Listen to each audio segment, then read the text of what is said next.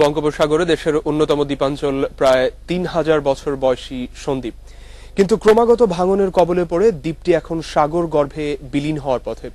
৪.৫ লাখ বাসিন্দা আস্তে আস্তে সরে আসছেন দ্বীপের মধ্যভাগে। সাগরের উত্তাল ঢেউ ঠেলে সন্দ্বীপে পা রাখার আগে চোখে পড়বে ক্রমাগত ভাঙনের চিত্র। অব্যাহত ভাঙনের কবলে পড়ে অনেকে এখানে ভিটেমাটি হারিয়েছেন। এক সময়ের সন্দ্বীপের আয়তন ছিল প্রায় ৬০০ বর্গ মাইল, এখন তা কমতে কমতে ৭০ থেকে ৭৫ বর্গ মাইলে এসেছে। এর ফলে বিশাল জনগোষ্ঠী উদ্বাস্তু হয়েছে, ভূমিহীন হয়েছে, এবং যারা এখানকার সক্ষম বিত্তশালী লোক তারা মূল ভূখণ্ডে স্থায়ী করে নিয়েছে। রহমতনগর ইউনিয়নের এই গ্রামে অনেক বাড়িতেই তালা।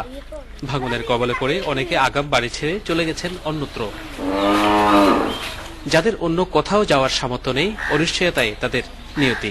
হুতো নাই, জিও নাই, ঘরে গিরসও নাই, ওয়াল খারাপ বুঝলেন। অনেক এইটা করি আলার দিন রাত দিন চলি, কোন খাইয়ে চলি, কোন নসাইয়ে চলি। ৩-৪ বাঙ্গা দিছি নদী লইতে লইতে লইতে লইতে কতক্ষণ লড়ি লই, এখন এখানে আছে, এইখানে নদী মানে আঙ্গুরে ভাঙ্গি তারা দিতেছে। আমরা তো যাই কোন সামর্থ্য নাই যে কোন যাই, আমরা জায়গা দুই খেলা লই থাকবো। ভাঙনের এই করাল থাবায় প্রতি বছর ক্রমাগতই ছোট হয়ে আসছে সন্দ্বীপ।